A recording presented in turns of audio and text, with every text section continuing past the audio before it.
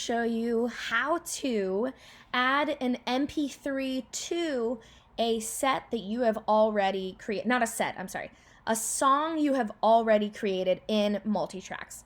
So previously I showed you how to set up a song in Multitracks by putting the tracks together, adding a tempo track, and adding those markers. Now we're gonna add the original MP3 to that for practicing purposes or importing different parts with the MP3 behind it, etc. So first thing you want to do is you want to go to music. I have it opened already, but you can just search Apple Music or music and click it and it will open. All right, so I actually just searched. First and foremost, I want to search if I already have it. I don't want to repurchase it. So I want to look, this is an ABC order. So I'm going to go down and see if I already have the song This Is Amazing Grace from Phil Wickham. So QRS. So I have This Is Amazing Grace, but it is the North Point Inside Out version. So I don't have This Is Amazing Grace by Phil Wickham. So I'm going to want to go to the Apple Music store and purchase the song. This Is Amazing Grace, Phil Wickham. And this is the one that we are looking for from his album Ascension. So I'm going to click on these three dots over here because I, Anna, personally have Apple Music. So if I just hit this plus button, it's only going to add it to my Apple Music and not like download an actual purchase song where I can actually use it for other purposes. So click on these three dots. And then I want to say show an iTunes store because I don't just want to download it to my computer. I want to purchase it so I can use it wherever. So This Is Amazing Grace. It's over here. We're going to click 129. And obviously, I'm the only one that can use my Touch ID, so you're going to use password. And my password to the iTunes store, hit buy, is, actually, this is going to be a gamble. Capital J, UNE31994. I believe that's it, but let's check, because I always use my finger. Okay. Add an exclamation point to that, because I believe it's capital J, UNE 31994 exclamation point. Let's try it. Bye. There we go. I just needed an exclamation point added.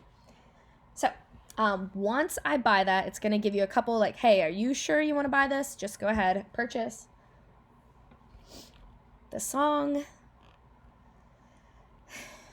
All right, so it says it's downloading. So once it downloads completely, I'm going to go to my recently added playlist. And it should be right here. And it's not. Okay, so instead I'm going to go to my songs and find it. I don't know why it's not there. Okay, This Is Amazing Grace, Phil Wickham. This is the version we want. Well, we want to add this to the folder that we already have. So let me see, for the Multitracks, if that makes sense. A lot of what I'm saying probably does not make sense. So show in Finder, because that means where it's located on my actual computer. I'm going to minimize the music screen. I don't want to move this completely out of this folder. I just want to add it to the loops and audio tracks, the This Is Amazing Grace multi-track folder. So here's the This Is Amazing Grace multi-tracks folder. I'm going to hit copy. Where's copy? Why am I missing it?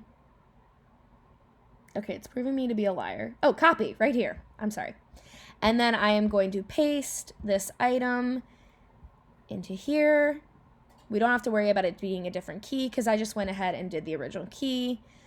We'll talk about pitch shifting and all that stuff later. So I want to add that MP3 underneath of the song that I have already created in Multitracks. So I'm going to open this set. This is Amazing Grace -B flat because that's what we saved it as. We're going to open it up, and now we're going to search for it again. This is Amazing Grace. Okay. You want to find the MP3. So this is, open this, and this is the album where I added that copied MP3. So let it load. You see down here that it's going to take a second for it all to load. Once it's completed loading, you're going to want to grab it and drag it over here.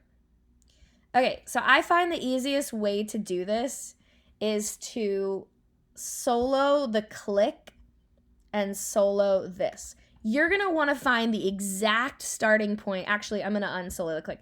I'm going to start by soloing the MP3, find the exact starting point where it actually begins. And I want to move that to where the intro begins on the Multitracks thing. Does that make sense? Hopefully. Okay, so I'm going to listen. So it's right about here. So right about here, I zoom in. You zoom in using 2 fingers on this mouse pad. And I'm going to say it starts probably like right about like right here in the middle here. So I'm going to cut this part out. I just did that by, you can either hit, delete, or I did it by, let me Command Z here.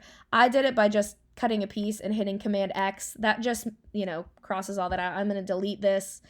Just hit the delete button. Now I'm going to find exactly where that starts. So it would be right here, would be where that drum hits. So I'm going to move this over to right here. And then I'm going to solo this with the click to make sure it's in time. So let's go up, click Command, solo. Okay, now let's see.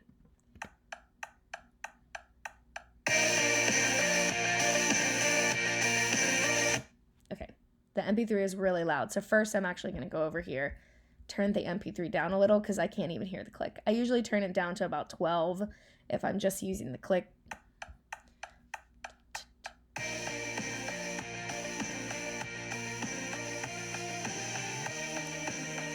And it's perfect. I don't want to cut out that like very beginning of here. So if you see this little mouse that looks like this, when you scroll here, you just drag it and there you go. All right, so now it matches up with the click, but the last thing I want to do before I save anything is I want to highlight my entire MP3 and make sure that it is also warped, because that's just saying, see how it says 98 beats per minute now? It is warped to this time signature. It just means if I throw anything else in there, it's not going to change like the tempo or, I don't really know why the things work the way they do. Hopefully this video is helpful in any way.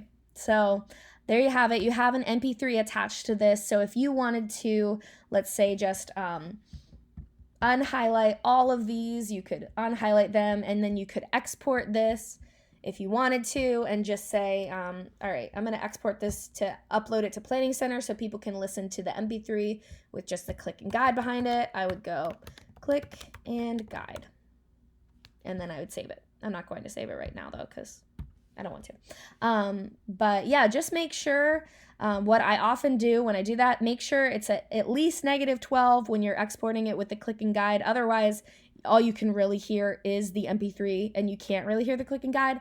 And then when I upload it with a specific part, so like if I wanted to add the drums in, I would turn the drums all the way up. I would turn the MP3 probably down even more, like maybe even to 18 or 20 is what I typically try and sit it at. Because if you listen, it just helps highlight the drums. You still hear the MP3 a little, but you still have that click and guide to follow. So let's listen. 1, 2, 3, 4.